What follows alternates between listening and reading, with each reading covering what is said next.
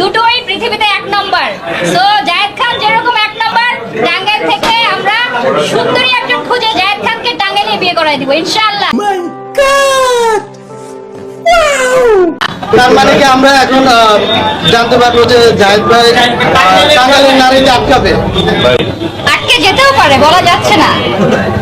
তাহলে এখন থেকে কি ধরে নিল জায়েদ খান টাঙ্গাইলের জামাই? ইনশাআল্লাহ ইনশাআল্লাহ। রাজি তো ভাই?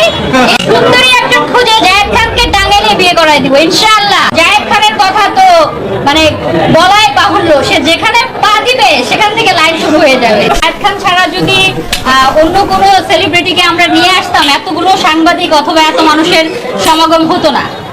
হ্যাঁ, তো আমি যেহেতু একজন ব্যবসায়ী, আমার দেখতে হবে আমার ব্র্যান্ডের প্রচারটা কাকে দিয়ে ভালো হবে।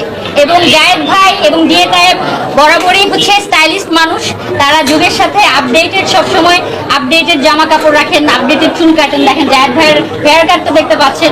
তো বাংলাদেশে ট্রেনিং কিন্তু শুরু হয়েছে জায়েদ ভাইকে দেখেই। আর ডিএ টাইপ আমাদের টাঙ্গাইলের কৃতি সন্তান, বাংলাদেশ পুলিশে উনি আমাদের নাম ছড়িয়েছেন, টাঙ্গাইলের নাম বিশ্ব দরবারে পৌঁছে দিয়েছেন এবং তার অসংখ্য সিনেমা নাটক, তার ভক্ত অনেক। ডিএ টাইপ আর জায়েদ খান রক্স, এর চেয়ে ভালো ব্র্যান্ড অ্যাম্বাসেডর অথবা ইনোগ্রেশনের জন্য নায়ক নায়িকা অথবা সেলিব্রিটি আর হতেই পারে না। I got